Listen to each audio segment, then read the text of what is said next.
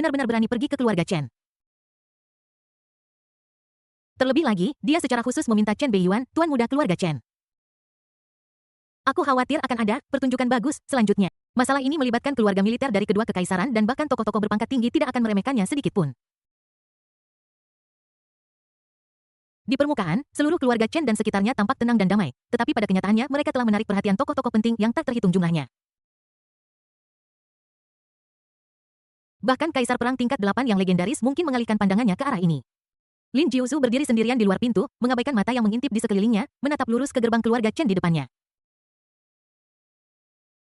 Seolah menunggu sesuatu. Snap! Pintu keluarga Chen didorong terbuka. Chen Beiyuan meletakkan tangannya di belakang punggungnya, wajahnya yang mulia dan agung menunjukkan tampilan yang mendominasi, senyum muncul di sudut mulutnya, dan dia menatap Lin Jiuzu di luar. Saudara Jiuzu, nasihat apa yang Anda punya? Beiyuan, mari kita tidak bertele-tele. Aku tahu masalah ini tidak ada hubungannya denganmu. Jiu Xiao juga bersalah atas insiden di klub malam Kyoto. Jadi aku tidak menyuruh siapapun mengambil tindakan terhadap Leng Ruobing. Sebagai kakak laki-lakimu, aku harus meminta maaf kepadamu atas nama Jiu Xiao. Lin Jiuzu menatap Chen Beiyuan di depannya dengan sikap ramah yang tak terduga dan dia tidak berniat datang ke rumahnya untuk menanyainya.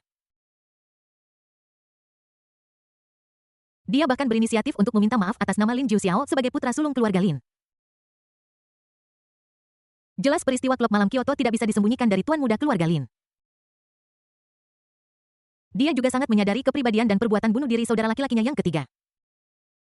Inisiatif Lin Jiuzu untuk meminta maaf mengejutkan orang-orang besar yang diam-diam mengawasi dan mereka menundukkan kepala secara diam-diam. Orang seperti itu fleksibel dan memiliki masa depan yang tak terbatas. Bahkan Chen Beiyuan mengangguk diam-diam saat ini. Inilah sikap dan budi pekerti yang seharusnya dimiliki oleh seorang pewaris keluarga bangsawan. Sungguh aneh bahwa para pemuda dari keluarga bangsawan dalam novel-novel tanpa otak dan amatir itu selalu mengejek dan mengutuk ibu mereka serta mengikuti seorang kaya baru lokal yang kaya raya. Namun nada bicara Lin Jiuzu tiba-tiba berubah, sebuah tampang menyeramkan muncul di wajahnya yang tampan dan dia menatap Chen Beiyuan di depannya. Tapi Jiu Xiao masih terbaring di tempat tidur. Bagaimana mungkin aku sebagai kakak tertuanya hanya berdiri dan menontonnya? Beiyuan, demi adik keduaku serahkan Beiyus padaku. Anggap saja aku Lin Jiuzu dan anggap saja keluarga Lin berutang budi padamu. Bahkan Chen Beiyuan harus mengakui bahwa penekanan Lin Jiuzu pada kerabatnya agak di luar dugaannya. Demi saudara laki-lakinya yang aneh, dia benar-benar membungkuk padanya. Sayang sekali putra sulung keluarga Lin belum menyadari bahwa saudara laki-lakinya yang ketiga adalah serigala tak tahu terima kasih yang tidak akan pernah bisa dijinakkan. Dia akhirnya akan mati di tangan saudara laki-lakinya yang ketiga. Bagaimana Anda tahu bahwa saya tidak menginstruksikan Beiyus untuk melakukan ini? Chen Beiyuan tiba-tiba berbicara. Ekspresi Lin Jiuzu berubah, matanya langsung menjadi ganas menatap Chen Beiyuan di depannya seolah untuk memastikan kebenaran, tetapi segera menggelengkan kepalanya. Tidak mungkin itu kamu. Jika itu benar-benar kamu, kamu hanya akan membiarkan anak buahmu melakukannya sendiri. Tidak perlu menyeret orang idiot seperti Beiyus ke dalam hal ini dan tidak perlu menyembunyikannya. Jika itu benar-benar kamu, kamu tidak akan mengatakannya dengan lantang. Sepertinya kamu tidak berencana untuk menyerahkan orang itu. Ekspresi Lin Jiuzu berangsur-angsur menjadi dingin dan dia jelas mengerti apa yang dimaksud Chen Beiyuan. Dan kata-kata Chen Beiyuan berikutnya juga membenarkan firasatnya. Orang itu ada di dalam kamu tidak bisa membawanya pergi. Senyum di wajah Chen Beiyuan menghilang dan berubah menjadi ketenangan dan dia berbicara tanpa ampun. Hal-hal telah berkembang hingga titik ini bagaimana bisa diselesaikan hanya dengan beberapa kata. Jika Lin Jiuzu benar-benar mengambil Beiyus dari keluarga Chen, apakah dia bisa menjelaskan kepada tunangannya? Ini adalah tamparan bagi keluarga Chen. Kakak kedua berani pergi ke rumah kakak tertua untuk meminta seseorang dan dia membawa orang itu pergi. Apa pendapat adik-adik di bawah tentang ini? Orang-orang di bawah tidak akan peduli tentang sebab dan akibat atau omong kosong lainnya. Mereka hanya akan berpikir bahwa bos tidak dapat mengendalikan yang kedua. Keluarga Chen tidak bisa lagi menekan keluarga Lin. Saat itu tidak ada yang bisa membedakan antara raja besar dan raja kecil. Bagaimana bisa begitu? Karena segala sesuatunya telah berkembang hingga titik ini, sifat situasinya telah berubah. Ini lebih seperti dendam pribadi antara Beiyus dan Lin Jiuxiao.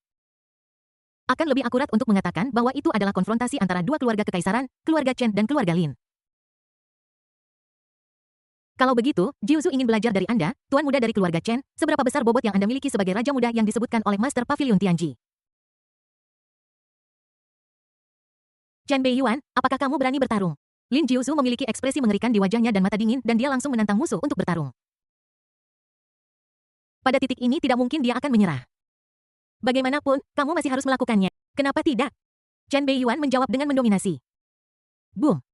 Dua niat bertarung yang menakutkan bangkit dan meledak seketika. Bab 3 meminta pujian bintang 5 dan hadiah gratis. Bab 73 Kengerian Kitab Suci Taoist Zuowang. Boom!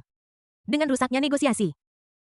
Dua niat bertarung yang mengerikan menyapu keempat arah dalam sekejap dan tabrakan itu tampaknya disertai dengan guntur bergemuruh dan kobaran api. Dalam sekejap, bahkan para tokoh besar yang tak terhitung jumlahnya yang menonton tanpa sadar menahan napas. Keduanya bukan hanya para jenius top kekaisaran dan tuan muda dari keluarga-keluarga top, tetapi juga para pemimpin masa depan militer kekaisaran. Pertempuran ini hampir bisa dikatakan sebagai bentrokan tingkat atas antara dua keluarga besar. Tingkat kultivasi mereka berdua juga terungkap. Puncak Komandan tingkat 5. Raja Perang tingkat 6 menengah. Meskipun Chen Beiyuan satu tingkat lebih rendah dari Lin Jiuzhu. Tetapi pada saat ini momentumnya tidak lemah sama sekali dan bahkan ada kecenderungan untuk menekan masa lalu. Bahkan Lin Jiuzhu tidak menyangka bahwa suatu hari dia akan dibayangi oleh seorang anak laki-laki yang lebih muda 10 tahun darinya. Kau tahu dia adalah jenius nomor 1 kekaisaran yang pernah membunuh seorang kaisar perang kelas 7. Kau memang layak dipuji sebagai raja muda oleh Master Pavilion Tianji. Sayang sekali kultivasimu masih terlalu rendah. Cahaya yang dalam melintas di matanya dan fluktuasi jiwa yang kuat langsung ditumpangkan untuk membentuk lonjakan jiwa yang mencoba meluncurkan serangan diam-diam pada Chen Beiyuan. Keterampilan tempur duri pemakan jiwa. Selain fusi kepadatan tinggi dari Raja Perang kelas 6 itu sendiri dan jiwa perang, kekuatan jiwa Raja Perang kelas 6 juga jauh melampaui Komandan Perang kelas 5.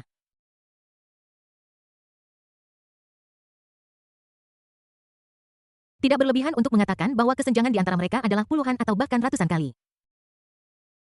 Selama tekanan spiritual meledak, ia akan mampu menekan jiwa seseorang dari alam yang lebih lemah, melukainya dengan parah, dan membuatnya kurang dari 30% dari kekuatan penuhnya.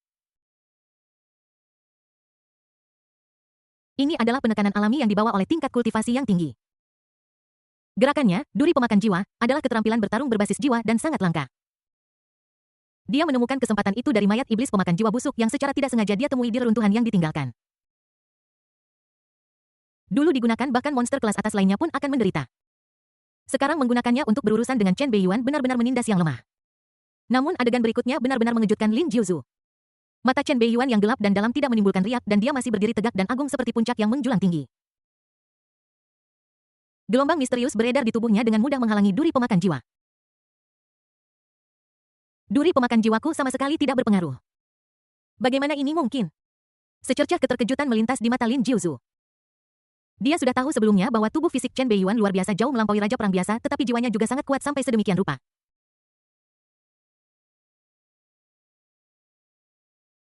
Siapa Raja Perang itu sebenarnya? Prajurit heksagonal ya? Di mana kamu bermain? Chen Beiyuan mengabaikan Lin Jiuzhu yang terpana di depannya dan mencibir. Dengan Daojing Zuowang yang melindungi jiwanya, bahkan jika serangan jiwa Lin Jiuzhu 2 kali lebih kuat, itu tidak mungkin untuk menembus pertahanannya. Kau bermain curang ya? Lalu giliran dia selanjutnya. Zuowang Daojing langsung mencapai puncaknya. Dalam sekejap dia memasuki keadaan duduk dan lupa menjadi satu dengan langit dan bumi. Aku akan menghabisimu dalam 10 gerakan. Gila, ini tidak mungkin. Lin Jiuzhu juga geli dengan sikap arogan Chen Beiyuan. Dia ingin mengalahkannya dalam 10 gerakan. Ini benar-benar omong kosong. Bahkan para jenius top lainnya tidak akan berani membuat pernyataan seperti itu. Mengapa seorang komandan perang peringkat kelima memiliki hak? Namun adegan berikutnya hampir membuat matanya melotot. Chen Beiyuan benar-benar menghilang begitu saja. Tidak. Dia tidak menghilang. Orang-orangnya masih berdiri di sana. Namun aura dan tekanan di tubuhnya menghilang tanpa jejak. Orang-orang masih bisa melihatnya, tetapi Lin Jiuzhu tidak bisa lagi merasakan keberadaannya. Seolah-olah Chen Beiyuan di depannya hanyalah gumpalan udara. Pemandangan aneh seperti itu hampir membuat kulit kepala Lin Jiuzhu mati rasa dan dia merasakan hawa dingin. Swos! Chen Beiyuan tersenyum padanya dan kemudian menghilang sepenuhnya dari pandangannya. Pemandangan aneh seperti itu membuat wajah Lin Jiuzhu berubah drastis dalam sekejap. Bahkan orang-orang yang tak terhitung jumlahnya yang menonton secara diam-diam pun terkejut. Kemampuan yang aneh. Keluarga Chen sebenarnya memiliki teknik yang sangat aneh. Sungguh Chen Beiyuan yang hebat, dia benar-benar luar biasa. Petik 2. Lin Jiuzhu langsung menutupi sekelilingnya dengan kekuatan mentalnya mencoba mencari jejak Chen Beiyuan tetapi tidak ada satu petunjuk pun. Ini tidak mungkin. Kemampuan aneh macam apa ini? Snap. Lin Jiuzhu tiba-tiba merasakan hawa dingin di punggungnya dan seseorang menepuk pundaknya. Saudara Jiuzhu, apakah kamu mencariku? Sebuah suara familiar tiba-tiba muncul dari belakang bercampur dengan sedikit godaan dan mainly. Pupil Lin Jiuzu mengecil dan ekspresinya berubah drastis. Dia langsung menggunakan kemampuan tubuhnya untuk berubah menjadi hantu yang mencoba menghindar, tetapi dia selangkah terlalu lambat. Boom! Chen Beiyuan meninju langsung. Energi iblis mengerikan dari penjara meledak seketika bercampur dengan kekuatan dahsyat dari naga yang menangkap dan menaklukkan harimau dan membanting dengan keras ke punggung Lin Jiuzu. Swos! Pada saat kritis, jubah hitam di tubuh Lin Jiuzu meledak dengan cahaya terang melindungi titik-titik vitalnya. Jubah kelas 7. Sebuah suara terkejut muncul. Bang! Lin Jiuzu terlempar seolah-olah terkena bola meriam dan menabrak bangunan-bangunan di sekitarnya dengan keras. Bum bum bum bum. Bangunan-bangunan di depan kami hancur satu demi satu menyebabkan badai pasir yang tak terhitung jumlahnya. Chen Beiyuan sedikit mengernyit merasa bahwa kekuatan pukulannya sebelumnya tampaknya telah dibelokkan oleh sesuatu. Perasaan seperti sisik ular itu. Menarik. Bang! Di tengah badai pasir, seekor ular piton raksasa yang menakutkan dengan 7 pola aneh di sekujur tubuhnya tiba-tiba muncul dan menerkam ke arah Chen Beiyuan. Namun, itu memang sebuah kegagalan. Chen Beiyuan memasuki keadaan duduk dan melupakan lagi dan menyatu dengan dunia sekali lagi dia menghilang tanpa jejak di depan tatapan semua orang. Harus dikatakan bahwa meskipun Zuowang Daojing adalah latihan spiritual tambahan fitur khususnya sangat istimewa sehingga bahkan Chen Beiyuan pun kagum. Sialan! Mata ular piton raksasa yang menakutkan itu benar-benar menunjukkan beberapa fluktuasi emosional seperti manusia. Ular piton raksasa yang menakutkan ini sebenarnya adalah Lin Jiuzu yang berubah wujud. Apa yang dia praktikkan adalah teknik seni bela diri kelas 8 keluarga Lin, Xuanyin Huayao Jing. Ia dapat mengubah dirinya sendiri dengan menyerap darah yang kuat dan berubah menjadi iblis legendaris. Ini adalah seni bela diri yang sangat jahat dan menakutkan. Setelah digunakan, seseorang akan memiliki fisik iblis yang mampu bertarung melawan binatang buas. Pada saat ini Lin Jiuzu berubah menjadi monster khusus yang tercatat dalam buku-buku kuno, Piton Langit Menelan Xuanyin. Ini adalah eksistensi mengerikan yang dikatakan telah berevolusi ke titik di mana ia cukup kuat untuk menelan langit. Boom! Tanpa ragu sedikit pun. Melihat bahwa dia tidak dapat menemukan jejak Chen Beiyuan, Lin Jiuzu dengan tegas berubah menjadi aliran cahaya dan terbang menuju langit, bersiap untuk memindahkan medan perang. Pada saat ini, dia sama sekali tidak dapat menemukan jejak Chen Beiyuan dan hanya bisa menerima pukulan secara pasif. Bahkan jika dia memiliki kekuatan untuk menelan langit, dia tidak berdaya. Bisakah kamu melarikan diri? Sebuah suara samar tiba-tiba muncul. Di langit, rantai mengerikan yang terkondensasi dari penjara yang menekan energi iblis mengepung Lin Jiuzu dari segala arah dan menghalanginya. Dalam sekejap tubuh pitonnya yang mengerikan terikat erat. Rantai penjara. Tangan iblis yang mengerikan seberat gunung jatuh dari langit dan menekan ular piton raksasa yang menakutkan. Telapak tangan api iblis terlarang. Bab 74 Aku berkata, kamu tidak bisa membawa orang pergi. Di langit di atas kota Yanjing, seekor ular piton raksasa yang mengerikan dengan tubuh besar dan cahaya sisik yang aneh terikat erat oleh rantai penjara yang tak terhitung jumlahnya yang muncul dari kehampaan. Ular piton Xuanyin Tuntian yang diubah oleh Lin Jiuzu berjuang dengan gila menyebabkan belenggu hitam yang terikat pada tubuh ular piton itu bergerak. Tetapi semakin dia melawan, semakin kuat belenggu hitam itu. Mereka bahkan terus menyusut hampir mengikat ke dalam dagingnya. Telapak iblis yang menakutkan sebesar gunung menekan ular piton raksasa yang terikat. Adegan ini sangat mirip dengan adegan dalam mitologi di mana dewa yang kuat menekan binatang jahat. Pemandangan mengerikan seperti itu langsung membuat panik warga seluruh kota dan menyebabkan seruan yang tak terhitung jumlahnya. Bahkan para tokoh besar yang tak terhitung jumlahnya yang menonton secara diam-diam terkejut dengan pemandangan di depan mereka. Lin Jiuzu, tuan muda dari keluarga Lin ditaklukkan dengan begitu mudah. Anda tahu, jenius top kekaisaran ini dapat berada di peringkat 5 besar bahkan di antara generasi muda. Bahkan ada catatan mengerikan tentang membunuh seorang kaisar perang kelas 7. Namun Chen Beiyuan hanya melakukan gerakan acak dari awal hingga akhir dan dia memaksa jenius top kekaisaran ini ke dalam situasi putus asa. Apakah kamu masih berencana untuk menekannya? Chen Beiyuan sangat kuat. Adegan ini menyebabkan keterkejutan besar bagi banyak orang. Anda tahu dalam benak banyak orang, ini seharusnya menjadi pertempuran antara naga dan harimau, pertempuran kekuatan yang setara. Faktanya, dalam benak banyak orang, kemungkinan kekalahan Chen Beiyuan sangat tinggi. Lagi pula, dia terlalu muda. Sebagai perbandingan, Lin Jiuzu yang memiliki pengalaman tempur yang kaya dan rekor yang kuat jelas lebih kuat. Sayangnya, pemandangan di depan mata mereka menamparkan wajah mereka dengan keras. Kemampuan menakutkan yang ditampilkan Chen Beiyuan yang sulit dipahami hampir memudahkan Lin Jiuzu untuk dipermainkan dan dia dipukuli dengan sangat parah sehingga dia tidak memiliki kekuatan untuk melawan sama sekali. Ada yang salah. Tinggi di langit Chen Beiyuan yang terbang di udara dengan tubuh fisiknya yang mengerikan menatap Lin Jiuzu yang akan ditekan di bawah, namun dia tidak merasa bangga sama sekali tetapi malah sedikit mengernyit.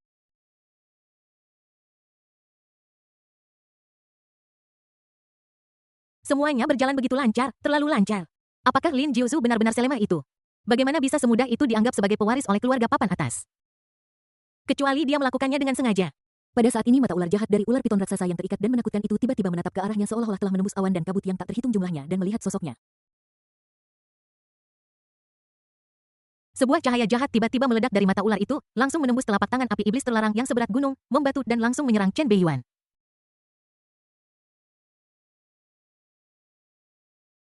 Perasaan kaku yang tak dapat dijelaskan muncul di tubuhku. Chen Beiyuan dengan jelas melihat bahwa permukaan kulitnya langsung tertutup abu-abu dan seluruh tubuhnya tampak basah kuyup dalam semen. Pada saat ini seolah-olah bahkan pikiran pun membatu. Tebakanku benar, kemampuanmu tidak terkalahkan. Saat meluncurkan serangan, kamu tidak dapat mempertahankan keadaan sulit dipahami itu. Piton yang terikat dan menakutkan itu mengeluarkan suara manusia yang dingin. Itu diikat dengan sengaja. Tujuannya adalah untuk menggunakan dirinya sendiri sebagai umpan dan memasang jebakan mematikan terhadap Chen Beiyuan. Pewaris keluarga Lin benar-benar menemukan kekurangan dari kitab Tao Zuowang dalam waktu singkat. Saat itulah Chen Beiyuan mengambil tindakan. Dia tidak dapat mempertahankan keadaan kesatuan antara manusia dan alam dan identitas aslinya pasti akan terungkap.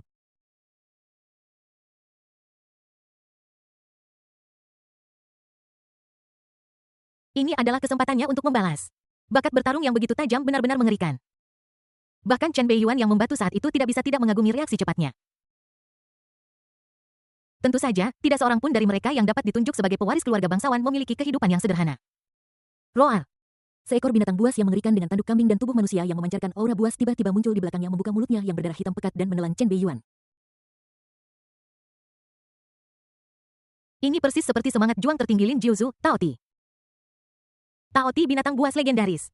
Memiliki kemampuan mengerikan untuk melahap segalanya.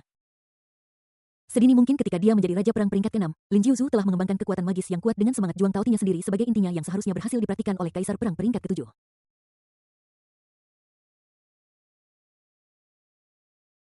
Menelan langit. Mengom. Binatang buas yang rakus itu membuka mulutnya yang berdarah seperti lubang hitam yang menyapu angin dan awan dan langsung menyedot semua yang ada di sekitarnya ke dalam mulutnya termasuk Chen Beiyuan yang membatu. Sebelumnya Lin Jiuzu menggunakan kekuatan magis yang menakutkan untuk melahap seorang kaisar perang kelas 7 dan mengubahnya menjadi tumpukan tulang kering. Tidak ada keraguan bahwa Chen Beiyuan yang ditelan oleh Tao Ti ditakdirkan untuk kalah. Bahkan ada kemungkinan terjatuh. Semuanya tampak berakhir pada saat ini. Namun untuk beberapa alasan, Lin Jiuzu yang telah berubah menjadi ular piton raksasa yang menakutkan memiliki firasat buruk yang tidak dapat dijelaskan pada saat ini. Dia tidak tahu apakah itu ilusinya, tetapi dia selalu merasa bahwa ketika Chen Beiyuan membatu dan ditelan oleh Tao Ti barusan, sepertinya ada sedikit senyuman di sudut mulutnya. Tidak baik. Dia melakukannya dengan sengaja. Dia sudah mengantisipasi situasi pembunuhannya sendiri sejak lama. Tebakan yang hampir mustahil tiba-tiba muncul di benak Lin Jiuzu seperti gunung yang menjulang menekan langsung ke jantungnya. Tapi bagaimana ini mungkin? Mungkinkah Chen Beiyuan dapat mematahkan kemampuan ilahi pemakan langitnya? Lawan yang sangat menakutkan. Jika saya tidak memiliki beberapa trik lebih banyak daripada orang biasa, saya pasti akan mendapat masalah. Kalau begitu, mari kita ungkap kartu truf yang lain. Mari kulihat apakah kekuatan binatang buasku dapat mematahkan kekuatan menelan surga milikmu. Berada di dalam perut Tao Ti menghadapi kegelapan yang datang dari segala arah. Chen Beiyuan tersenyum dengan acuh tak acuh, matanya tenang dan mengaktifkan transformasi naga darah tanpa ragu-ragu. Tanda hub, mengom. Raungan naga yang mengerikan tiba-tiba muncul. Semangat juang Tao Ti yang menyapu angin dan awan tiba-tiba menjerit dan tubuhnya yang besar menggeliat seolah-olah tidak dapat menahan kekuatan mengerikan yang muncul dari tubuhnya.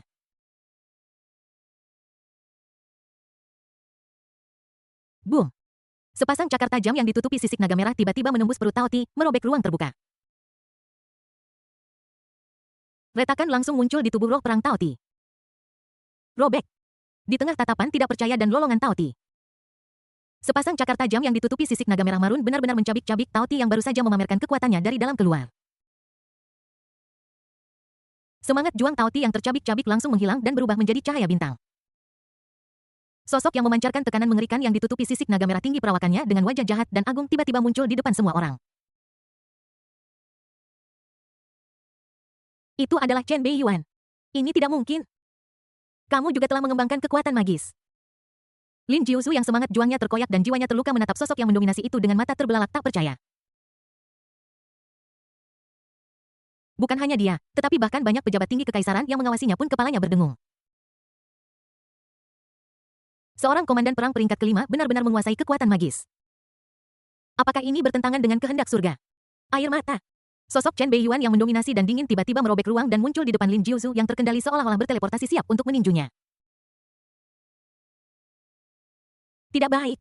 Ekspresi heran seperti manusia muncul di wajah ular piton raksasa yang menakutkan itu menahan rasa sakit yang parah di jiwanya membuka mulutnya yang berdarah dan tiba-tiba menembakkan pedang raksasa yang sangat tajam. Di bawah tekanan kuat, pedang raksasa itu berubah menjadi bayangan dan membelah Chen Beiyuan menjadi dua.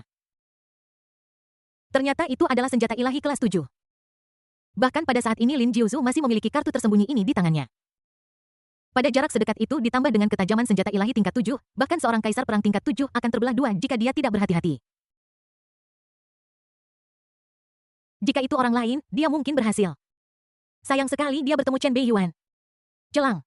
Pedang raksasa itu mengirimkan percikan api yang berterbangan pada sisik naga merah tetapi tidak dapat menyebabkan kerusakan apapun. Setelah transformasi naga darah, tubuh fisik Chen Beiyuan sendiri sebanding dengan senjata ilahi kelas 7. Permainan selesai. Chen Beiyuan menunduk dan menatap kepala ular piton besar di depannya dengan ekspresi heran. Ujung tinjunya yang tertutup sisik naga merah tiba-tiba dipenuhi dengan energi iblis yang mengerikan dan menghantam dengan ganas.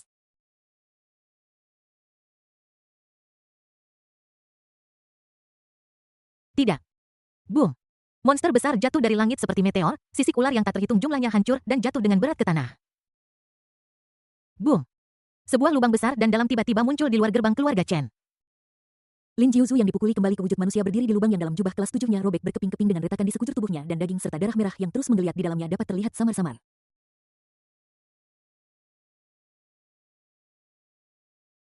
Sudah kubilang kau tidak bisa membawa orang pergi. Chen Beiyuan memunggunginya dan perlahan berjalan ke gerbang keluarga Chen.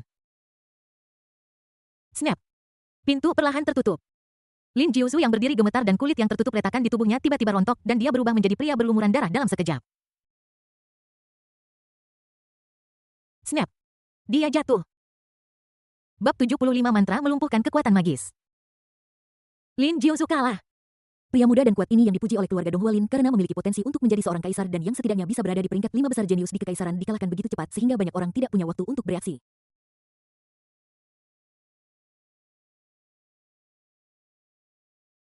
Meskipun pertempuran barusan berlangsung kurang dari seperempat jam, intensitasnya jauh melampaui seorang raja perang kelas 6. Bahkan lebih intens dan menakutkan daripada pertempuran antara beberapa kaisar perang kelas 7. Niat membunuh yang ganas yang terkandung di dalamnya berubah dengan cepat. Rencana cadangan yang telah mereka persiapkan dan kebijaksanaan tempur yang mereka tunjukkan bahkan lebih mencengangkan. Sulit membayangkan bahwa ini benar-benar hanya pertarungan antara komandan perang peringkat kelima dan raja perang peringkat keenam. Terutama kebugaran fisik yang ditunjukkan oleh Chen Beiyuan bahkan lebih mengerikan. Apakah dia benar-benar seorang komandan tingkat 5? Baik dalam tubuh maupun jiwa, dia jauh lebih unggul daripada komandan perang tingkat 5. Dia bahkan lebih menakutkan daripada Lin Jiuzu, jenius teratas kekaisaran. Yang lebih mengejutkan adalah Chen Beiyuan benar-benar menguasai kekuatan magis yang sangat kuat. Seorang komandan perang peringkat kelima telah mengembangkan kekuatan magis yang hanya dapat dikuasai oleh seorang kaisar perang peringkat ketujuh. Ini tidak mengejutkan. Saya khawatir hal seperti itu belum pernah terjadi sejak berdirinya kekaisaran Donghua. Sayang sekali, jika kemampuan ilahi pemakan surga Lin Jiuzu tidak ditahan oleh kekuatan magis misterius Chen Beiyuan dan semangat juang Taotinya tidak terkoyak, dia tidak akan dikalahkan secepat itu.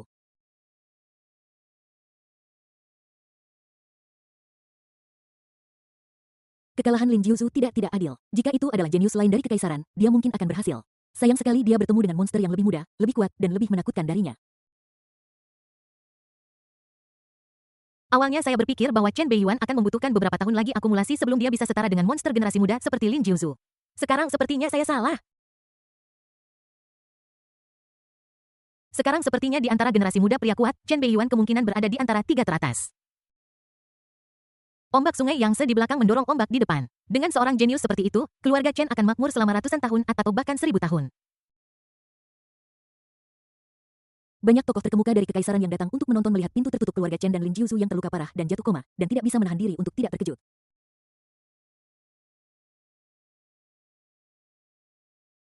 Dalam arti tertentu, pertempuran hari ini juga merupakan konfrontasi rahasia antara dua keluarga teratas, keluarga Chen dan keluarga Lin. Banyak orang berpikir bahwa Lin Jiuzu akan dapat melampaui Chen Beiyuan berkat keunggulan dalam kultivasi dan usia, tetapi hasil akhirnya mengejutkan. Pada saat Lin Jiuzu jatuh, seorang pria kuat dari keluarga Lin muncul di tempat kejadian dan membawanya pergi secara langsung. Keluarga Chen. Kekuatan Lin Jiuzu termasuk dalam 5 besar di antara generasi muda. Dia memang tidak sederhana. Dia mampu memaksaku untuk mengungkapkan 2 kartu trufku. Sebagai tuan muda keluarga Lin, dia sangat mungkin memiliki kartu truf terakhir untuk menyelamatkan nyawanya. Tidak mudah membunuhnya kecuali aku menggunakan kartu truf lain.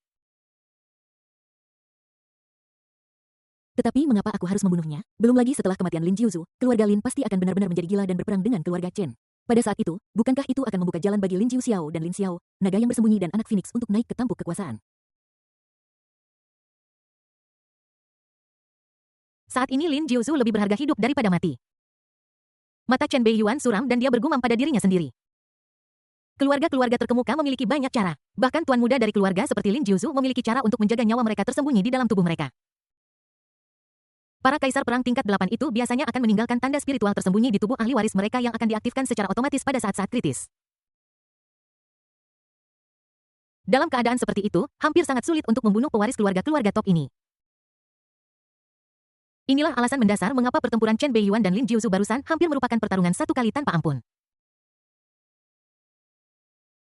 Karena kedua belah pihak tahu betul bahwa mereka tidak akan mati, paling banter mereka akan menderita rasa sakit fisik seperti patah tangan, kaki, atau penis.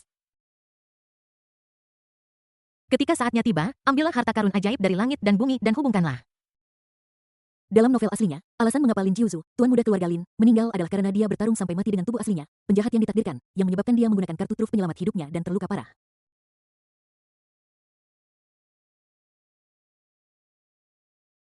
Pada akhirnya dia ditikam dari belakang oleh saudara laki-lakinya yang tidak tahu berterima kasih dan Lin Xiao dan dibunuh secara diam-diam. Tentu saja dengan Chen Beiyuan sekarang memegang begitu banyak kartu truf, dia masih cukup percaya diri untuk membunuh Lin Jiuzu. Selain dari apapun, kali ini dia hanya mengungkapkan 2 kartu trufnya, Zuowang Daojing dan transformasi naga darah.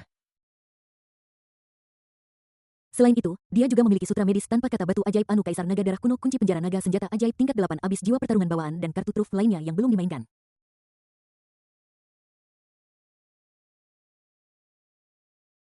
Dengan begitu banyak kartu truf di tangan, bahkan jika Lin Jiuzu memiliki cara untuk menyelamatkan nyawanya, dia tetap akan mati. Tapi mengapa dia membunuh Lin Jiuzu? Untuk membuka jalan bagi Lin Jiuxiao dan Lin Xiao, 2 naga dan Phoenix. Tanpa tekanan Lin Jiuzu, Lin Jiuxiao si brengsek yang tidak tahu berterima kasih mungkin bisa berhasil mengambil posisi itu dengan bantuan lingkaran cahaya Lin Xiao si putra keberuntungan. Saat itu, pasangan naga dan Phoenix yang berjongkok ini mungkin akan mendapatkan manfaat besar. Terlebih lagi, seluruh keluarga Lin akan berbagi kebencian yang sama dan menjadi sangat bersatu untuk melawan keluarga Chen sampai mati. Akan lebih baik untuk mengikuti plot aslinya dan membiarkan Lin Jiuxiao membunuh saudara laki-laki dan ayahnya, menduduki kakak iparnya, dan mengkhianati saudara perempuannya yang kedua. Saat itu akan lebih mudah untuk menghadapi perselisihan internal keluarga Lin. Selanjutnya keluarga kekaisaran harus keluar untuk membersihkan, tidak, mereka harus keluar untuk menengahi konflik di antara semua pihak. Kali ini keluarga Chen dan keluarga Lin tidak bertarung sampai mati. Saya khawatir banyak orang kecewa. Sudah lama banyak orang menginginkan kekuatan militer kekaisaran. Bibir Chen Beiyuan melengkung dengan sedikit sarkasme yang tidak tersamar.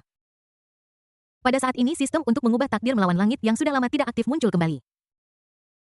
Ding, karena intervensi dari tuan rumah, tokoh utama wanita yang beruntung, Leng Ruobing, diselamatkan dari akhir yang menyedihkan karena dihina menyebabkan Leng Ruobing diam-diam jatuh cinta pada tuan rumah pada saat yang sama. Hal itu juga secara tidak langsung menyebabkan Lin Jiuxiao, peran pendukung penting, mengalami masalah dengan kesuburannya dan orientasi seksual serta kepribadiannya menjadi terdistorsi yang menyebabkan perubahan aneh dalam plot selanjutnya.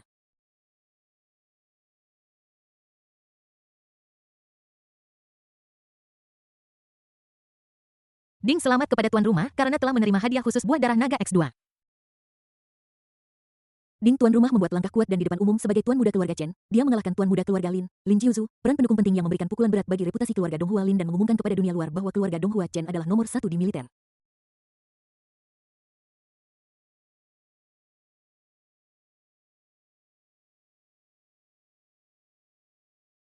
Ding selamat kepada tuan rumah karena menerima hadiah khusus kekuatan sihir mantra imobilisasi. Kekuatan sihir mantra imobilisasi salah satu kekuatan magis Tao kuno yang dapat menggunakan darah dan semangat ki seseorang sebagai medium untuk secara paksa melumpuhkan jiwa dan tubuh target, membuatnya tidak dapat bergerak dan kehilangan kemampuan untuk melawan.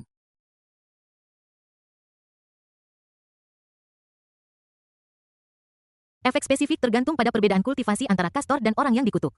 Ketika perbedaan kekuatan kultivasi terlalu besar, sangat mungkin kekuatan sihir akan menjadi bumerang.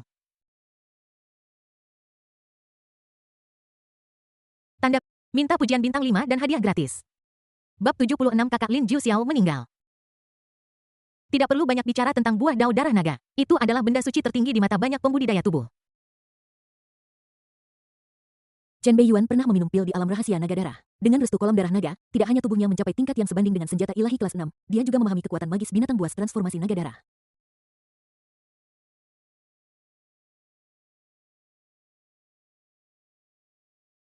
Hal baik semacam ini bahkan jika dia tidak memakannya dapat digunakan untuk memberi makan anu si naga serakah agar bisa tumbuh lebih cepat. Pada saat itu kamu juga bisa merasakan sensasi menjadi penunggang naga saat bepergian.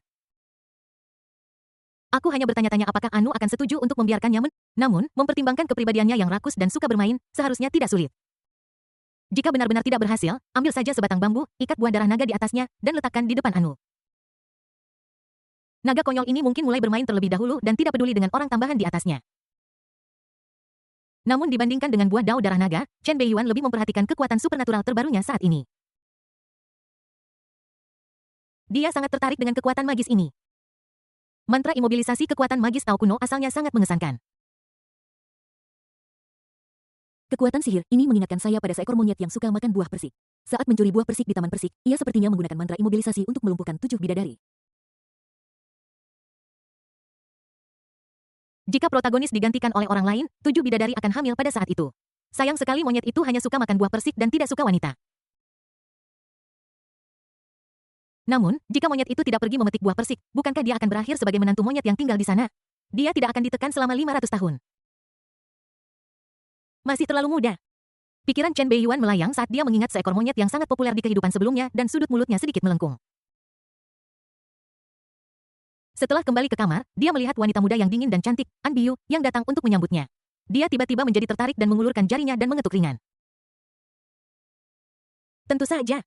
Dalam sekejap dia merasa bahwa saat dia membuka mulutnya sebagian dari darah dan roh di tubuhnya diekstraksi pada saat yang sama dipadatkan menjadi mantra misterius yang tidak terlihat dengan mata telanjang dan ditembakkan langsung ke tubuh target.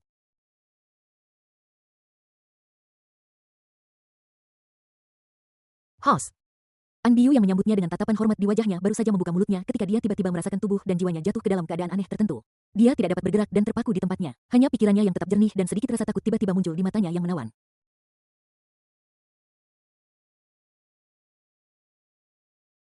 Apa yang terjadi? Mengapa dia tidak bisa bergerak? Metode aneh macam apa ini? Mungkinkah ini metode khusus sang guru? Dia bangun dengan kaget dan melihat Chen Beiyuan mendekatinya sedikit demi sedikit, melihat sekeliling, menunjuk, dan meremasnya. Ketakutan di matanya tiba-tiba menghilang dan malah ada sedikit keanehan. Bahkan pikiran untuk melawan pun tanpa sadar padam.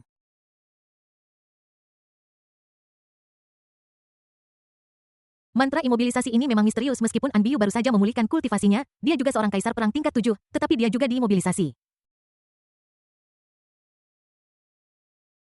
Namun konsumsinya tidak kecil dan tidak kalah dengan transformasi naga darah dan itu juga memberi banyak tekanan pada jiwa. Tepat ketika Chen Beiyuan sedang berpikir tentang apakah akan lebih lanjut menguji efek mantra imobilisasi dengan cara yang lebih ketat dan mendalam. Tiba-tiba dia mendengar suara sebuah rumah yang disita di kolam darah serta lolongan aneh dan ekspresinya tiba-tiba berubah. Brengsek naga bodoh ini, dia belum mempelajari apapun selain menghancurkan rumah. Itu kamarku. Chen Beiyuan mengabaikan wanita muda yang dingin dan cantik yang membeku di depannya, mengepalkan tinjunya dan berjalan menuju ruang dalam dengan tatapan mengancam. Sama seperti monyet yang menangkap 7 bidadari dan pergi mencuri buah persik terlebih dahulu. Tak lama kemudian suara pembongkaran di ruang dalam berhenti dan kemudian terdengar suara berderak pengejaran dan perkelahian. An Biyu. Wanita muda yang dingin dan cantik yang terpaku di tempatnya dan ditinggalkan dengan kejam menatap ruang dalam dengan ekspresi heran. Apa yang sedang kau mainkan sih? Setelah Lin Jiu Xiao terluka, banyak tetua keluarga Lin datang mengunjunginya. Di antara mereka adalah istri Lin Jiuzu, Qin Huaiyu. Jiu Xiao, jaga baik-baik lukamu dan cepatlah sembuh. Terima kasih atas perhatianmu kakak ipar. Qin Huaiyu mengucapkan beberapa kata perhatian dan kemudian pergi. Namun pada saat ini dia tidak menyadari bahwa Lin Jiu Xiao menatapnya dari belakang tanpa rasa hormat yang baru saja dia tunjukkan tetapi dengan keinginan serakah. Sebelum pergi, Lin Jiuzu secara khusus meminta Qin Huaiyu untuk datang dan menemui saudara ketiganya lebih sering dalam beberapa hari ke depan untuk mencegahnya memiliki kecenderungan untuk menyerah pada dirinya sendiri. Harus dikatakan bahwa di dalam hati Lin Jiuzu, dia jelas masih sangat peduli dengan saudara ketiganya yang tidak berguna. Jika tidak, dia tidak akan pergi ke keluarga Chen secara pribadi hanya untuk Lin Jiu Xiao, seorang bajingan yang tidak berguna. Namun Lin Jiusu tidak pernah menyangka bahwa tindakannya akan menyebabkan serigala masuk ke rumah. Kakak laki-laki sangat sibuk dengan segala macam hal sampai-sampai dia tidak peduli dengan wanitanya sendiri. Dia hanya berkeliaran di luar. Kau terus mengatakan ingin menghidupkan kembali keluarga Lin. Kau hanya meneriakkan slogan, siapa yang tidak bisa melakukan itu, aku juga menghidupkan kembali kekaisaran. Lin Jiuxiao menatap punggung Qin Huaiyu dengan tatapan serakah di wajahnya. Sudah jelas bahwa dia sudah lama mendambakan Qin Huaiyu. Jika bukan karena kakak laki-lakinya, dia pasti sudah punya ide itu sejak lama. Ketika dia melihat Qin Huaiyu muncul pada saat ini, dia tidak bisa menahan diri untuk membiarkan imajinasinya menjadi liar. Namun, seberapapun semangatnya, tidak ada reaksi dari bawah seolah-olah itu tidak berguna. Ini tidak diragukan lagi seperti menyiramkan baskom berisi air dingin padanya, membuat seluruh tubuhnya menjadi dingin. Dia mengangkat selimut dan ada sedikit kebingungan dan ketakutan di wajahnya yang menyeramkan. Mungkinkah dia benar-benar tidak berguna? Lalu bagaimana dengan 78 kekasih yang dia simpan di luar? Bai Yus. Mata Lin Jiuxiao merah dan dia hampir meremas nama ini dari antara giginya berharap dia bisa memotongnya menjadi beberapa bagian. Gara-gara bajingan kecil inilah dia jadi seperti ini. Selain itu ada juga Jalang dari keluarga Leng. Jika kamu hanya mematuhinya, bukankah semuanya akan baik-baik saja? Dan Chen Beiyuan. Tepat ketika Lin Jiuxiao jatuh ke dalam kemarahan yang tak berdaya, dia tiba-tiba mendengar banyak kebisingan di luar dan segera bangun. Seorang pelayan berpakaian kasar sepertinya hendak melaporkan sesuatu tetapi tiba-tiba dipanggil olehnya. Masuk, ada apa di luar? Tuan muda ketiga, sesuatu yang mengerikan telah terjadi, Tuan muda hehe sesuatu terjadi. Pelayan yang dipanggil masuk itu pucat, terengah-engah, dan bahkan tidak bisa berbicara dengan jelas. Namun mata Lin Jiuxiao berbinar dan dia tiba-tiba menjadi energik nim. Dia meraih kerah pelayan itu, wajahnya penuh kegembiraan.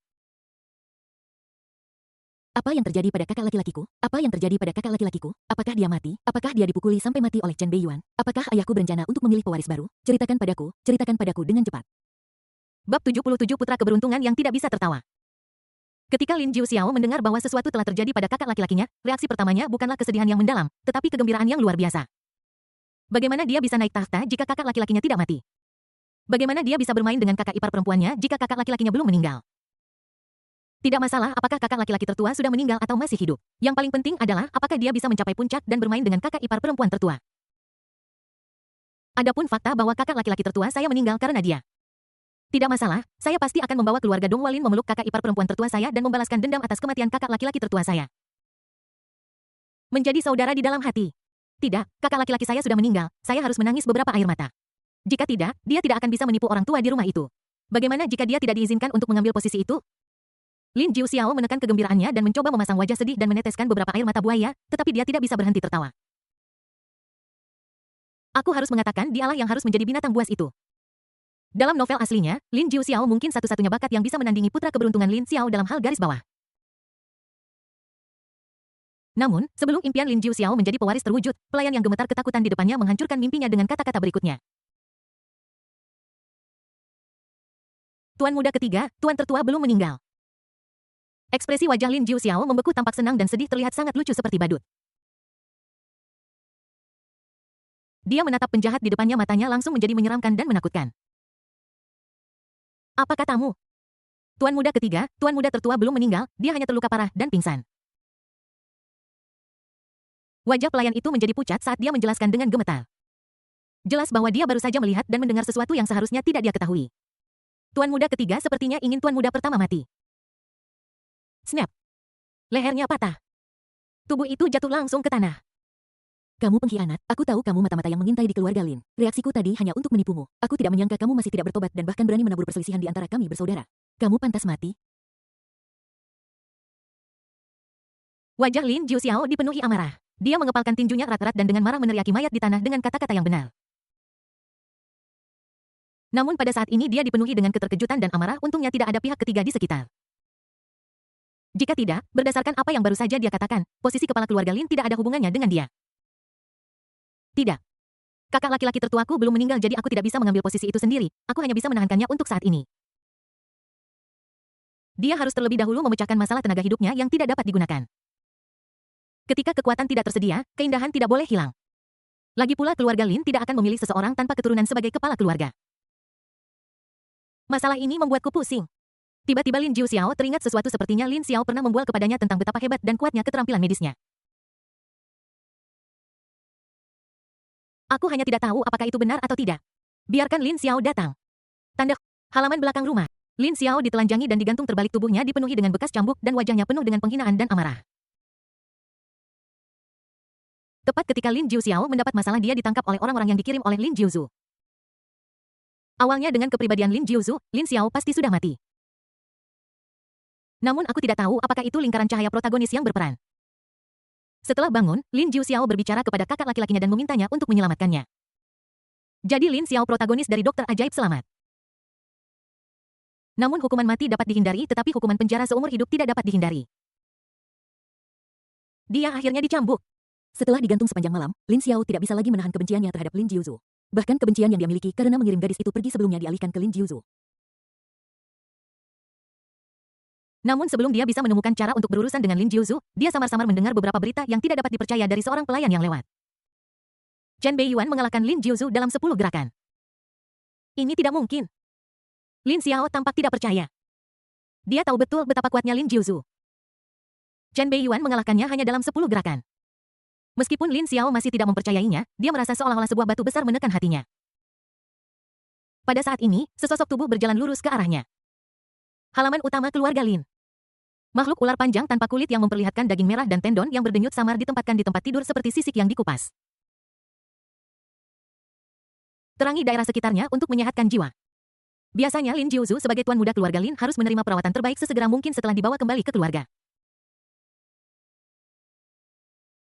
Namun Lin Jiuzhu yang mendapatkan kembali kesadarannya langsung menolak perawatan dari keluarganya. Bagaimana ini bisa ditoleransi? Luka Lin Jiuzhu tidak ringan jika dia tidak menerima perawatan, sesuatu yang buruk mungkin terjadi. Tindakannya yang menyerah pada diri sendiri langsung membuat seluruh keluarga Lin khawatir. Lin Sufeng yang bergegas menghampiri melihat gumpalan berdarah besar yang menggeliat di depannya dan menghela napas. Kemenangan dan kekalahan adalah hal yang biasa dalam militer. Siapa yang bisa menjamin bahwa mereka akan selalu menang? Selama kamu bisa tetap hidup, ada kemungkinan tak terbatas.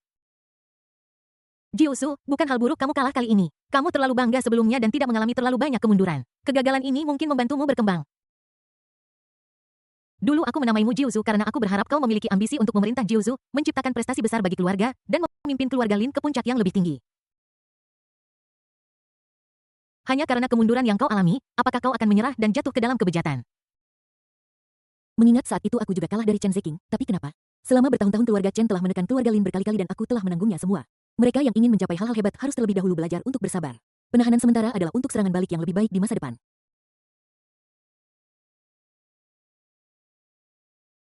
Pada saat ini Lin Sufeng hanya ingin membujuk putra sulungnya untuk menerima perawatan keluarga daripada menyerah pada dirinya sendiri karena sebuah kegagalan. Jika Lin Jiuzhu menyerah pada kebejatan karena sebuah kegagalan, itu akan menjadi kekecewaan besar baginya sebagai seorang ayah. Namun kata-kata berikutnya yang diucapkan oleh gumpalan daging dan darah besar di depannya membuatnya membeku di tempat untuk sesaat. Kirim aku ke gua 10.000 ular. Gua 10.000 ular. Gua 10.000 ular adalah tempat rahasia khusus yang dikendalikan oleh keluarga Lin yang berisi sejumlah besar binatang ular yang mengerikan. Lin Jiuzhu sebelumnya telah mengolah teknik kelas 8 keluarga Lin, Xuan Yin Hua Yao Jing, di gua 10.000 ular dan menggunakan piton Xuan Yin Tian Tun sebagai tubuh iblis penentu kehidupannya sendiri.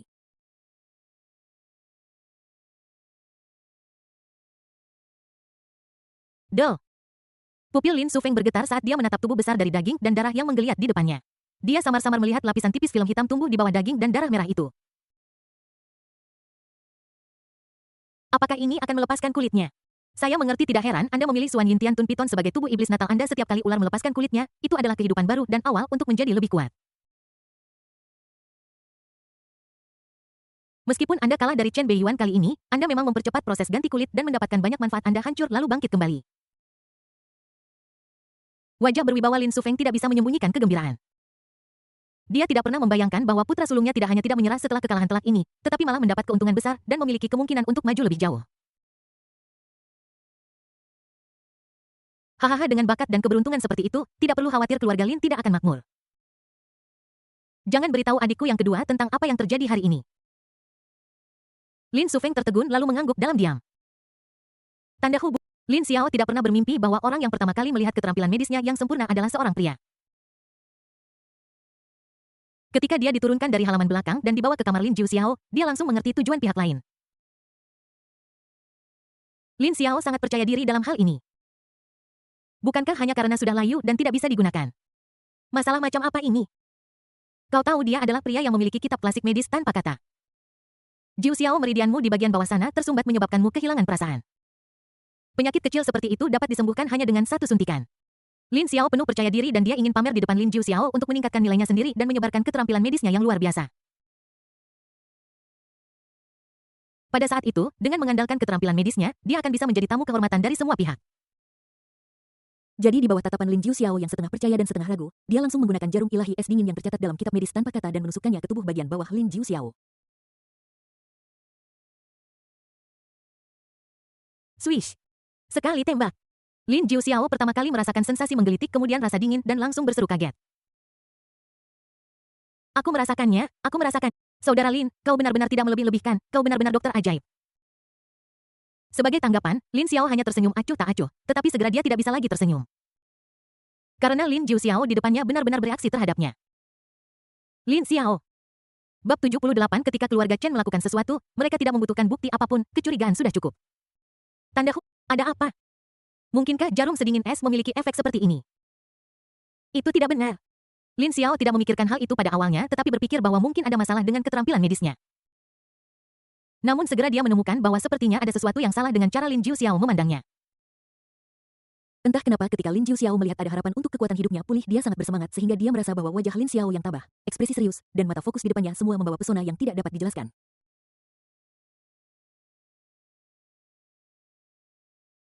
Jadi dia tanpa sadar meraih tangan Lin Xiao dengan ekspresi bersemangat di wajahnya. Saudara Lin, keterampilan medis Anda benar-benar ajaib, jauh lebih baik daripada para ahli yang payah itu. Hei, Saudara Lin, tangan Anda cukup halus, bahkan lebih halus daripada wanita. Bagaimana Anda merawatnya biasanya? Saat dia berbicara, dia mulai menyentuhnya karena kebiasaan. Gali lubang. Ada yang salah. Orang ini tidak akan. Lin Xiao langsung teringat hobi khusus beberapa anak dari keluarga kaya dan tiba-tiba kulit kepalanya mati rasa dan rambutnya berdiri. Sialan anak laki-laki keren ini tidak hanya ingin menyerang Leng Ruobing, tetapi sekarang dia tidak akan membiarkannya pergi juga. Jika aku tahu sebelumnya, aku seharusnya tidak menyembuhkan bajingan kecil ini. Seperti yang diharapkan Chen Beiyuan. Keluarga kerajaan kekaisaran akhirnya keluar untuk membersihkan kekacauan tidak, mereka keluar untuk menjaga ketertiban dan mendamaikan konflik.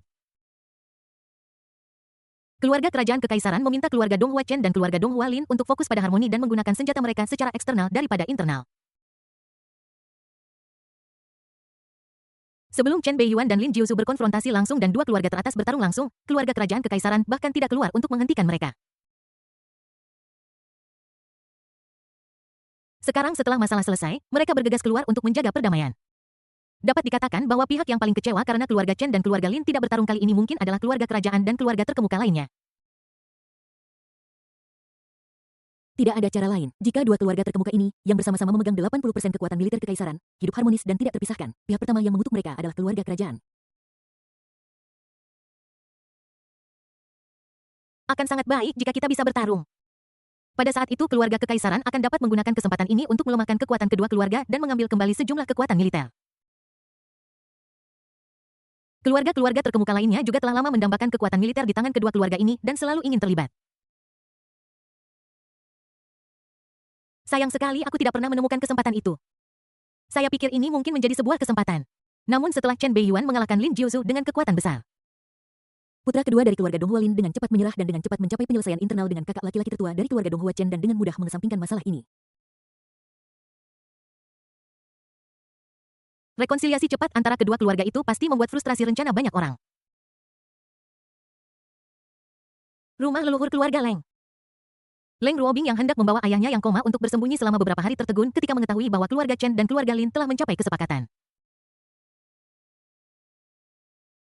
Jadi, semuanya sudah berakhir. Leng Ruobing bersandar di dinding, merosot sedikit demi sedikit, meringkuk di sudut, menundukkan kepalanya di antara lututnya, dan bergumam pada dirinya sendiri. Dari awal hingga akhir, tidak ada seorang pun yang pernah menyebutnya sebagai sekering dan korban. Bahkan berbagai kekuatan telah mengabaikannya. Tokoh-tokoh berpangkat tinggi itu tidak akan peduli dengan apa yang disebut sebagai kepolosan atau hidup dan mati seseorang kecil. Kali ini jika bukan karena Chen Beiyuan, tidak ada yang peduli bahkan jika dia meninggal di klub malam Kyoto. Rekonsiliasi antara dua raksasa keluarga Donghua Chen dan keluarga Donghua Lin tampaknya telah menjernihkan semua masa lalu. Namun, kemenangan Chen Beiyuan atas Lin Jiusu masih jauh dari selesai. Hampir pada saat yang sama, semua pria muda dan berkuasa di kekaisaran mengetahui hal ini untuk pertama kalinya. Tanda keluarga Chen. Chen Beiyuan berendam telanjang di kolam darah, matanya redup memikirkan sesuatu.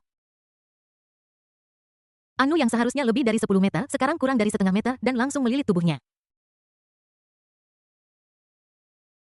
Untuk perubahan ras naga dalam ukuran tubuh tidak pernah menjadi masalah. Ia bisa menjadi lebih besar atau lebih kecil hanya dengan sebuah pikiran. Kepala naga merah tua yang agung itu bertumpu di kepalanya, menggoyangkannya dari waktu ke waktu dengan ekspresi senang di wajahnya. Kadang-kadang dia menjulurkan lidahnya untuk menjilat dan menggigit kepala Chen Beiyuan seperti anak nakal. Ini karena tubuh fisik Chen Beiyuan sendiri cukup kuat dibandingkan dengan binatang buas. Jika itu orang lain, mereka pasti sudah dipermainkan sampai mati oleh anak nakal anu ini. Bagi pria kecil yang lucu ini, Chen Beiyuan adalah orang yang paling intim dan dekat bukan hanya karena hubungan darah. Dan karena pihak lain memberinya makan dan minum setiap hari dan bermain dengannya. Dia sangat mencintai pria ini. Pemilik An Biyu hendak maju untuk melayani. Namun, sebelum dia bisa mendekat, dia ditatap oleh pupil ganda aneh anu yang memancarkan rasa penindasan. Wajah An Biyu yang dingin dan menawan sedikit kaku. Dia merasakan perasaan menyesakan datang seperti air pasang dan segera berhenti. Sejak Anu menetas, ia sangat tidak suka siapapun dari lawan jenis mendekati Chen Beiyuan dan hampir ingin memonopoli Chen Beiyuan. Terakhir kali An Biyu hampir dimakan olehnya karena ini. Meskipun baru saja terlahir kembali belum lama ini dan masih bingung ketika berhadapan dengan Chen Beiyuan, samar-samar terungkap karakter sombong Kaisar Naga Darah sebelum kelahirannya kembali. Chen Beiyuan mengabaikan konfrontasi antara pria dan naga itu dan malah memikirkan hal-hal lain. Tidak banyak orang bodoh yang ingin memainkan permainan nelayan yang mendapat untung dari konflik antara burung senipe dan kerang. Dalam insiden di klub malam Kyoto, berbagai perusahaan pasti diam-diam campur tangan, jika tidak, itu tidak akan menjadi masalah besar. Lin Jiuzu pasti telah menemukan sesuatu. Anak itu Bai Yus digunakan sebagai senjata. Mungkin masih banyak poin mencurigakan dalam insiden klub malam Kyoto. Dari teman-teman buruk yang Bai Yus panggil untuk meminta bantuan saat itu, hanya sedikit yang orang baik dan sebagian besar dari mereka memiliki niat jahat. Ketika mereka masuk ke dalam kotak, beberapa orang dengan sengaja menimbulkan masalah di depan Bai Yus membuatnya marah hanya untuk memperburuk keadaan. Jika tidak, dengan begitu banyak orang pada waktu itu, tidak bisakah mereka benar-benar menghentikan Bai Yus? Bukankah itu hanya untuk memperbesar masalah dan menyalahkan keluarga Chen? Akan lebih baik lagi jika keluarga Chen dan keluarga Lin bisa saling bertarung. Tidak dapat disangkal bahwa rencana beberapa orang berhasil. Bahkan jika Lin Jiuzu menyadari ada sesuatu yang salah, saudara ketiganya dipukuli seperti itu yang hampir membuat keluarga Lin terbakar. Sebagai tuan muda keluarga Lin, dia harus bereaksi. Sayang sekali hasil akhirnya mengecewakan mereka yang berada di balik layar. Keluarga Zhu, keluarga Wei, keluarga Wang, keluarga Li, masing-masing dari mereka adalah tersangka besar. Betul sekali keluarga Chen dan Lin memegang kekuatan militer kekaisaran, siapa yang tidak senang melihat itu? Karena kita tidak bisa menebak apa yang terjadi, mari kita lakukan saja semua orang yang mungkin terlibat harus dihukum. Ketika keluarga Chen melakukan sesuatu, mereka tidak membutuhkan bukti apapun. Kecurigaan sudah cukup. Dia mengambil token tuan muda di sebelahnya dan memberikan perintah rahasia secara langsung. Tanda hub. Malam itu, para pemuda dari beberapa keluarga bangsawan termasuk Zhu Weiwang dan Li tiba-tiba diserang oleh binatang buas misterius. Anggota tubuh yang baru saja disambung kembali patah lagi. Di antara mereka, beberapa yang melawan dengan sengit bahkan kaki ketiga mereka patah. Bab 79 Peri Benar by Ruowei. Keesokan harinya. Apa kamu sudah dengar? Banyak sekali hewan buas misterius muncul di Kyoto belakangan ini. His, tidak mungkin. Ini ibu kota kekaisaran, bagaimana bisa ada hewan buas? Apakah Biro Investigasi dan Biro Keamanan tidak melakukan apa-apa? Bagaimana jika ada yang mati? Hei, kamu tidak mengerti. Hewan buas misterius itu tidak biasa. Ia tidak pernah menindas orang biasa seperti kita. Ia hanya mengincar anak-anak manja dari keluarga kaya. Tadi malam beberapa playboy dari keluarga terkemuka dipukuli. Anggota tubuh mereka dipatahkan dan mereka ditelanjangi. Konon, beberapa dari mereka bahkan ada yang alat kelaminnya dipatahkan. His, semuanya rusak di sana. Aku khawatir itu akan sedikit sakit. Tapi ku dengar bahwa makhluk misterius itu terlihat seperti manusia, jadi seharusnya itu bukan binatang. Kenapa kamu begitu keras kepala? Namanya juga binatang buas yang ganas, jadi memang binatang buas yang ganas. Paling-paling hanya terlihat lebih mirip manusia. Binatang buas yang ganas itu tidak menargetkan orang biasa seperti kita, tetapi hanya menargetkan pemuda-pemuda keren itu. Kita hanya perlu menonton pertunjukannya. Tanda. Beberapa playboy dari keluarga terkemuka mengalami patah tulang dalam semalam dan beberapa seperti Lin Jiuxiao mengalami patah tulang di anggota tubuh kelimanya. Berita eksplosif seperti itu menyebar ke seluruh Kyoto dalam semalam, memicu banyak gosip dan menjadi bahan pembicaraan banyak orang setelah makan malam. Namun yang aneh adalah keluarga bangsawan di balik para playboy ini memilih untuk tetap diam seolah-olah mereka tidak melihat apapun. Bahkan orang bodoh pun tahu bahwa masalah ini pasti terkait dengan keluarga Donghua Chen. Dari mana begitu banyak binatang buas misterius berasal di Yanjing? Bukankah mereka hanya anjing yang dipelihara oleh keluarga Chen? Tapi terus kenapa? Jelas mereka semua tahu bahwa mereka memiliki sesuatu yang kotor pada mereka karena mereka terlibat dalam insiden sebelumnya di klub malam Kyoto, jadi tidak ada yang berani mempermasalahkannya. Selain itu, bahkan jika mereka tahu bahwa Chen Beiyuan yang memerintahkannya, apa yang bisa mereka lakukan? Bisakah kamu tetap membunuh tuan muda keluarga Chen? Apakah kamu gila? Siapa yang berani menghadapi seseorang dengan pistol? Aku bukan orang yang keras kepala. Ada beberapa hal yang harus dilakukan Bai Yus dan kemudian segera melarikan diri diam-diam karena takut ketahuan jika terlambat. Ada beberapa hal yang dilakukan Chen Beiyuan dan dia melakukannya secara terbuka dan bahkan menunjukkannya secara terang-terangan, tetapi semua orang tetap diam dan berpura-pura tuli dan bodoh. Tidak mungkin ini adalah kesenjangan antara orang-orang. Orang cenderung menindas yang lemah dan takut pada yang kuat. Ada beberapa hal yang tidak bisa kamu lakukan tetapi aku bisa. Kenapa? Itu karena di belakang Chen Beiyuan ada keluarga Chen Donghua. Keluarga Donghua Chen memegang senjata terbesar, tertebal, dan terkeras di kekaisaran. Bahkan keluarga kekaisaran harus memberi mereka rasa hormat dan mencoba yang terbaik untuk memenangkan hati mereka. Bagaimana dengan orang lain? Tanda hub, tunangan misterius Chen Beiyuan akhirnya kembali ke Yanjing secepat mungkin. Dia bahkan tidak kembali ke keluarga Bai, tetapi langsung datang ke keluarga Chen. Sebagai calon nyonya keluarga Chen, wajar untuk membayangkan perlakuan yang akan dinikmati Bai Ruowei. Pintu keluarga Chen yang bahkan tidak bisa dimasuki Lin Jiuzu kini terbuka untuknya, calon nyonya rumah. Pelayan tua yang telah melayani keluarga Chen selama 3 generasi berdiri dengan hormat di gerbang untuk menyambutnya dan membawanya ke halaman dalam keluarga Chen. Ya, itu bukan ruang resepsi keluarga Chen tetapi langsung menuju halaman dalam. Dari sini kita bisa melihat sikap sebenarnya keluarga Chen terhadap Bai Ruowei. Meskipun mereka hanya bertunangan dan belum menikah, keluarga Chen jelas memperlakukan Bai Ruowei seperti keluarga sendiri. Bahkan Bai Ruowei merasa tersanjung dan bahkan tersentuh dengan perlakuan seperti itu. Segera Bai Ruowei bertemu tunangannya Chen Beiyuan dan orang asing bernama Bai Yus di halaman dalam. Bai Ruowei yang mengenakan gaun putih memiliki sosok tinggi dan penampilan dewasa dan anggun. Dia memegang seekor rubah kecil putih salju berbulu halus dengan 7 ekor yang menguap dengan malas. Sepasang mata lembut menatap sosok muda di depannya yang sama sekali berbeda dari kesannya. Wajahnya yang menakjubkan tampak terharu. Beiyuan lama tidak bertemu. Sudah lama sekali memang. Dia sudah tidak bertemu Chen Beiyuan selama beberapa tahun. Dulu, untuk meningkatkan kultivasinya lebih jauh dan menembus Raja Perang tingkat 6, dia pergi ke utara ekstrim sendirian untuk mencari peluang untuk terobosan. Setelah tidak bertemu selama beberapa tahun, anak laki-laki yang selalu pendiam sekarang setinggi dia dan telah berubah secara dramatis. Sama seperti matahari terbit, ia mekar dengan cahaya yang paling menyilaukan. Bai Ruowei berpikir bahwa kali ini tunangannya mungkin menderita di tangan ular berbisa Lin Jiuzu, tetapi hasilnya di luar dugaannya. Akibatnya, ular berbisa itulah yang paling menderita. Sebagai pemenang, Chen Beiyuan hampir bisa dikatakan terkenal di Donghua, menarik perhatian banyak anak muda.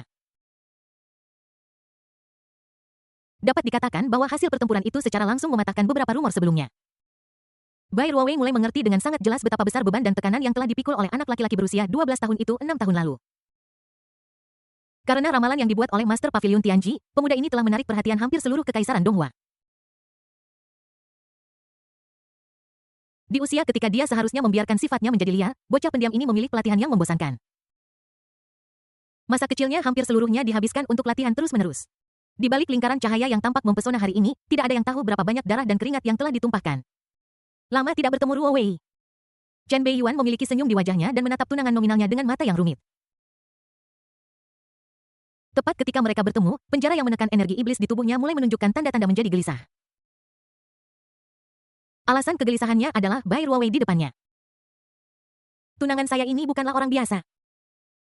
Karena dia juga salah satu pahlawan wanita yang ditakdirkan. Di permukaan, dia adalah anak ajaib teratas dari keluarga Donghua Bai. Kekuatannya juga termasuk yang terbaik di antara generasi muda, hanya mampu berada di peringkat 10 besar. Namun nyatanya kekuatan aslinya cukup untuk menempati peringkat 5 besar atau bahkan 3 besar yang bahkan lebih menakutkan daripada Lin Jiuzu sebelumnya. Di antara semua tokoh utama wanita yang ditakdirkan, Bai Ruowei tidak diragukan lagi adalah yang paling sulit. Ini karena semangat juang dan kemampuannya kebetulan menahan dirinya yang semula sebagai penjahat yang ditakdirkan. Semangat juang Bai Ruowei adalah binatang keberuntungan legendaris Bai Ze. Dia dapat memahami hal-hal mengenai langit, bumi, hantu dan dewa, berkomunikasi dengan semua hal, memiliki afinitas alami, dan memiliki kemampuan untuk menangkap roh jahat dan melenyapkan iblis. Ini hampir merupakan binatang suci yang saleh dan memiliki pengekangan alami pada semua roh jahat. Bai Ruowei juga melatih seni bela diri saleh yang sangat kuat yang dikombinasikan dengan semangat juang Baize miliknya sendiri sangat menakutkan. Dan Chen Beiyuan, penjahat yang ditakdirkan, adalah seorang praktisi seni sihir. Sekarang jadi menarik. Jika kita mengatakan bahwa Chen Beiyuan sang penjahat yang ditakdirkan adalah seorang penguasa raksasa dari jalan sesat, maka Bai Ruowei setara dengan seorang peri yang benar. Kemampuan keduanya dapat dikatakan saling eksklusif. Dalam novel aslinya, tokoh antagonis yang ditakdirkan ini tidak hanya menderita kerugian besar di tangan tunangannya, Bai Ruowei, tetapi juga hampir mati di tangannya. Ini adalah sesuatu yang tidak bisa dilakukan oleh protagonis wanita lainnya. Bab 80 Peri Bai mengubah iblis tua Chen. Dalam novel aslinya, tubuh aslinya diplot melawan Lin Xiao pada tahap awal yang menyebabkan kekalahannya dalam kompetisi akademi. Selain itu, ia dipengaruhi oleh keberuntungan protagonis yang menyebabkan temperamennya berubah drastis dan dia benar-benar jatuh cinta pada Leng Ruobing.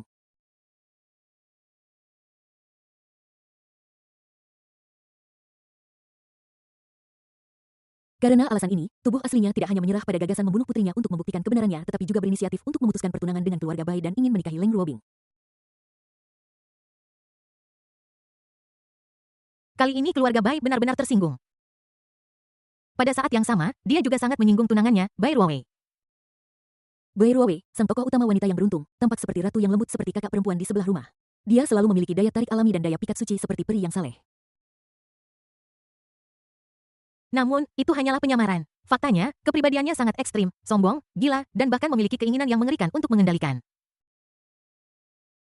6 tahun lalu dia menganggap tubuh aslinya sebagai miliknya sendiri dan telah memanipulasi para bawahannya untuk memantau setiap gerakan tubuh aslinya. Dia bisa mengizinkan tubuh aslinya bermain dengan wanita lain sebelum menikah hanya untuk melatih keterampilan, tetapi dia tidak akan pernah mengizinkan tubuh aslinya mengkhianatinya dan menikahi wanita lain. Dalam novel aslinya, Bai Ruowei mencoba membunuh Leng Ruobing berkali-kali tetapi dihentikan dan dipermalukan oleh Chen Beiyuan. Pada akhirnya Bai Ruowei, sang pahlawan wanita yang beruntung, akhirnya berubah dari cinta menjadi benci dan berubah menjadi jahat. Setelah menjadi jahat, Bai Ruowei bisa dikatakan sebagai tokoh utama wanita yang paling sulit dan menakutkan. Bahkan aku, sang penjahat yang ditakdirkan, telah disiksa olehnya. Chen Beiyuan menatap saudari yang lembut dan anggun di depannya dengan mata yang rumit seolah-olah dia agak kagum pada cara-cara kejam dan kebijaksanaan mengerikan yang tersembunyi di baliknya. Di bagian awal plot, Bai Ruowei yang menjadi jahat bisa dikatakan yang paling menakutkan di antara semua tokoh utama wanita dengan nasib yang berbeda. Kemampuan merencanakan dan menghitung yang mengerikan yang dia tunjukkan bahkan mengendalikan Lin Xiao putra keberuntungan dan dia penjahat yang ditakdirkan. Ini hampir seperti Zhuge Liang wanita. Di bagian awal plot, Bai Ruowei yang telah berubah menjadi jahat mengambil inisiatif untuk menemukan Lin Xiao putra keberuntungan untuk membalas dendam pada dirinya yang asli. Dia benar-benar menipu Lin Xiao putra keberuntungan dan akhirnya membentuk aliansi pembunuh iblis.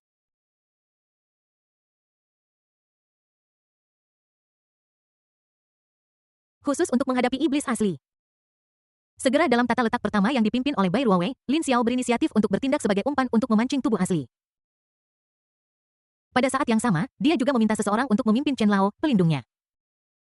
Pada saat Lin Xiao dikejar dan dipukuli hingga setengah mati oleh tubuh aslinya. Bai Ruowei yang mengintai dalam kegelapan tiba-tiba beraksi menunjukkan kekuatan mengerikannya dan kemampuan untuk menahan kekuatan sihir tubuh aslinya dan secara tak terduga mengalahkan tubuh asli secara langsung dan menangkapnya hidup-hidup.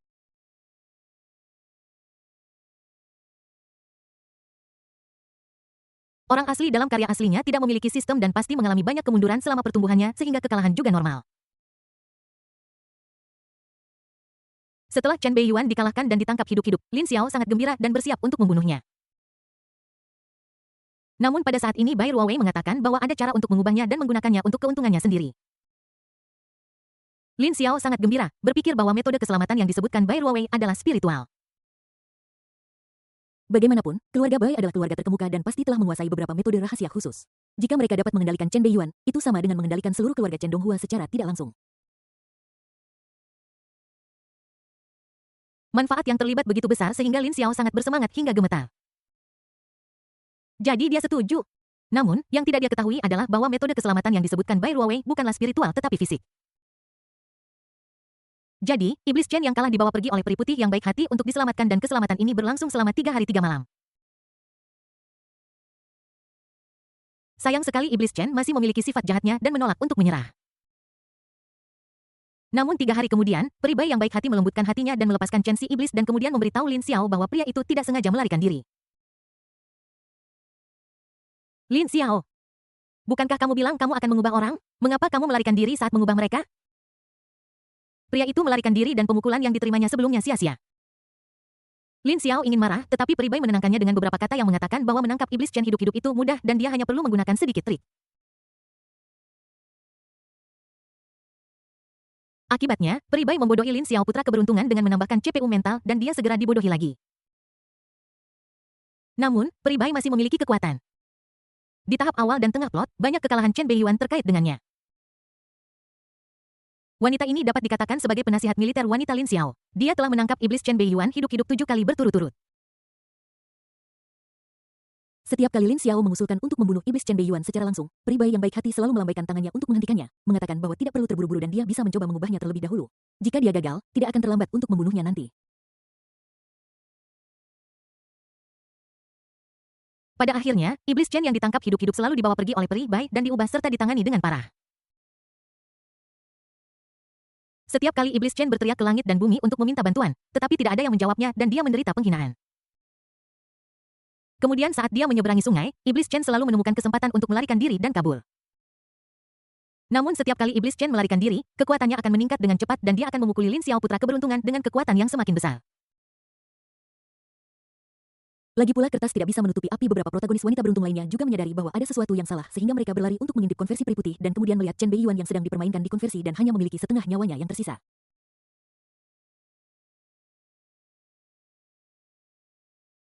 Kemudian beberapa tokoh utama wanita yang beruntung meledak di tempat dan mulai berkelahi satu sama lain. Chen jahat yang setengah mati mengambil kesempatan untuk melarikan diri. Karena apa yang disebut metode konversi Bai Ruowei diekspos oleh tokoh utama wanita lainnya, Lin Xiao putra takdir adalah orang pertama yang kehilangan kesabarannya. Aku mempertaruhkan nyawaku untuk bekerja sama denganmu, tetapi aku digunakan sebagai umpan berulang kali dan dipukuli setengah mati oleh Chen Beiyuan berulang kali. Aku kehilangan setengah dari hidupku. Kamu benar-benar menikmati dirimu sendiri. Aku berhenti. Kemudian aliansi pembasmi iblis bubar. Selain itu Chen Beiyuan secara bertahap tumbuh dewasa melalui kegagalan berulang dan di bagian akhir plot, ia secara bertahap menjadi Chen Laomo. Bahkan jika Pri Bai ingin menangkapnya hidup-hidup, dia tidak bisa melakukannya. Pada akhirnya tidak ada harapan. Lin Xiao dipukuli sepanjang jalan oleh iblis tua Chen yang sudah dewasa dan dipukuli sampai mati. Pada akhirnya Lin Xiao mengambil inisiatif untuk mencari Bai Ruowei untuk bekerja sama dan membangun kembali aliansi pembasmi iblis. Bai Ruowei mengambil kesempatan ini untuk mengusulkan rencana besar yang disebut memberi makan iblis dengan tubuhku. Untuk melaksanakan rencana ini dengan lancar, Pri Bai berkata bahwa dia membutuhkan bantuan dari beberapa pahlawan wanita beruntung lainnya. Meskipun Lin Xiao merasakan sakit di hatinya, dia setuju dengan rencana ini. Akibatnya, Chen Laomo yang baru tumbuh disiksa oleh skema jahat peri putih. Pada saat itu ketika Chen Beiyuan sedang membaca novel aslinya, dia terkejut dengan tindakan luar biasa dari protagonis wanita yang sangat cerdas dan beruntung ini. Wanita ini benar-benar kejam. Ketika dia menjadi jahat, dia benar-benar dapat menyiksa orang sampai mati. Bab 81 Ayuani Sanus. Chen Beiyuan menatap wanita lembut dan baik hati yang memegang rubah putih salju di depannya dengan mata yang rumit. Sungguh sulit untuk menghubungkannya dengan peri putih, baik hati, di novel aslinya. Hanya dapat dikatakan bahwa Bai Xianzi dan Bai Ruowei yang jahat pada saat ini adalah dua eksistensi yang sangat kontras. Dengan kata lain, kejahatan yang mengubah peri putih adalah sisi Bai Ruowei yang paling benar. Tetapi dia selalu mengendalikan keinginannya sendiri dan menyamarkan dirinya dengan sangat baik di depan Chen Beiyuan. Intinya Bai Ruowei tampak lembut dan ramah dengan penampilan suci dan cantik tetapi menyembunyikan hati yang sombong dan paranoid. Sejak dia bertemu Chen Beiyuan 6 tahun lalu, dia menganggap Chen Beiyuan yang berusia 12 tahun sebagai kelezatan terlarangnya dan miliknya sendiri. Selama 6 tahun penuh, dia hampir selalu memperhatikan setiap gerakan tunangannya, menunggu untuk menuai buah terakhir. Dalam 6 tahun terakhir, dia tahu semua yang telah dilakukan Chen Beiyuan melalui berbagai saluran. Dia hampir memainkan game kultivasi sambil menyaksikan tunangannya tumbuh sedikit demi sedikit hingga dia mencapai titik di mana dia bisa mengambil tindakan. Dalam novel aslinya, Leng Ruobing adalah yang terbaik di depannya dan dia bisa mentolerirnya. Karena dia tahu betul bahwa dia akan menjadi nyonya masa depan keluarga Chen dan istri Chen Beiyuan. Sebagai seorang istri, dia bisa mentolerir beberapa masalah kecil suaminya. Bukankah itu hanya main-main? Anak itu tidak suka bermain. Tidak apa-apa, kamu boleh memainkan lebih dari satu. Namun, dia tidak akan pernah mengizinkan Chen Beiyuan untuk membatalkan pertunangan, mengkhianatinya, dan menikahi wanita lain. Namun, satu-satunya hal yang pasti adalah bahwa cinta Bai Ruowei padanya sangat murni. Bahkan dapat dikatakan murni sampai tingkat yang menyimpang. Dari awal hingga akhir dia tidak punya niat untuk membunuh Chen Beiyuan. Dalam alur cerita, dia memiliki banyak kesempatan untuk membunuh Chen Beiyuan. Namun dia memilih untuk bertobat dan mencambuknya dengan kasar karena ingin mengorbankan dirinya dan memberi makan iblis dengan tubuhnya agar iblis Chen mengubah pikirannya. Setiap kali Chen jahat berada dalam masalah besar, dia akan selalu berhati lembut dan diam-diam melepaskannya. Setelah itu gunakan Lin Xiao sebagai umpan untuk memancing lebih banyak iblis Chen, tangkap dia hidup-hidup dan bawa dia pergi untuk diselamatkan. Dia sangat pandai melakukan sesuatu dan tidak pernah bosan melakukannya. Iblis Chen sangat lemah lututnya ketika melihatnya. Jika iblis Chen mengubah nada bicaranya dan memanggil Bai Ruowei istri pada saat itu, Bai Ruowei akan menyerah dalam hitungan menit dan mengubah sisi di tempat, memungkinkannya untuk menikam Lin Xiao 2 kali tanpa ragu-ragu.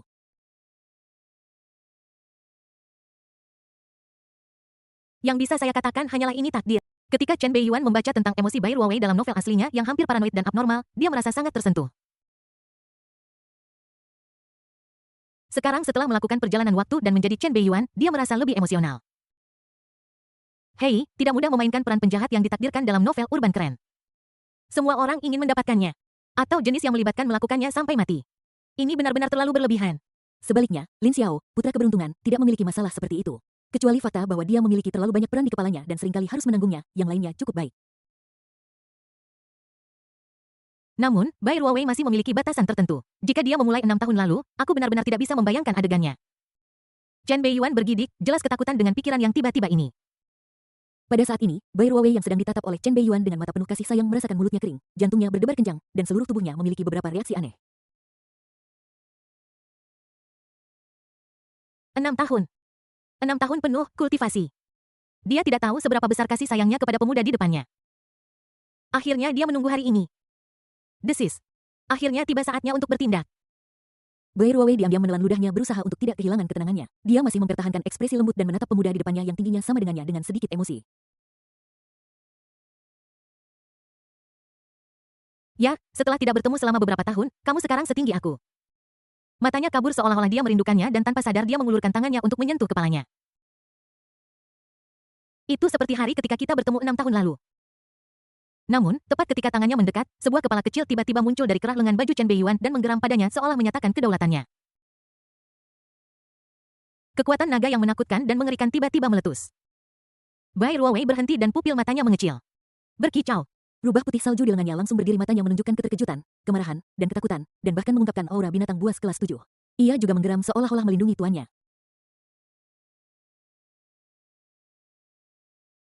Jelas bahwa rubah ini adalah keberadaan yang menakutkan sebanding dengan seorang kaisar perang kelas 7. Rubah es dan salju. Namun dilihat dari bulu rubah salju yang berdiri dan tatapan mata yang ketakutan, jelas itu agak keras. Sambil menggeram dan saling berhadapan, dia juga menyusut ke dalam pelukan Bai Ruowei. Lahir dengan pupil ganda. Naga berdarah murni yang bermutasi. Bai Ruowei melihat versi mini Anu di depannya yang telah menyusut berkali-kali dengan ekspresi terkejut dan matanya agak terharu. Sebagai keluarga penjinak binatang buas, keluarga Bai secara alami memiliki banyak pengetahuan tentang setiap binatang buas yang ganas. Dia bisa tahu sekilas bahwa darah naga darah di tubuh Chen Beiyuan memiliki kemurnian yang sangat tinggi. Kemungkinan besar kedua orang tuanya adalah naga berdarah murni dan bukan dari klan yang sama. Oleh karena itu akan ada fenomena yang mirip dengan dilahirkan dengan pupil ganda. Bahkan jika itu hanya binatang buas peringkat 6, jika mereka benar-benar mulai bertarung, bahkan binatang buas peringkat 7 pun tidak bisa mengalahkannya. Tidak mungkin ras naga berdarah murni begitu mendominasi dan kuat. Terlebih lagi ini adalah naga darah murni yang bermutasi. Keberadaan yang begitu langka bahkan mungkin tidak dimiliki oleh keluarga kerajaan. Harta karun seperti itu belum pernah muncul di keluarga Bai-nya. Mengapa naga darah ini tampaknya baru lahir beberapa waktu lalu? Ia sudah menjadi binatang buas kelas 6 tidak lama setelah dilahirkan. Mata Bai Ruowei sedikit berubah. Berasal dari keluarga Besman, dia langsung menyadari ada sesuatu yang tidak beres. Seketika dia teringat hadiah Chen Beiyuan dalam kompetisi sekolah dan perjalanannya ke alam rahasia naga darah. Mungkinkah itu? Harus dikatakan bahwa tidak mudah bagi siapapun untuk menjadi pahlawan wanita yang ditakdirkan. Leng Ruobing. Anu. Chen Beiyuan berteriak. Naga darah berukuran saku itu berhenti mengaum dan mengangkat kepalanya dengan bangga. Ia merangkak keluar dari kerah sedikit demi sedikit dan kepala kecilnya bertumpu langsung di kepala Chen Beiyuan dengan udara panas keluar dari mulut dan hidungnya seolah-olah menyatakan kedaulatannya.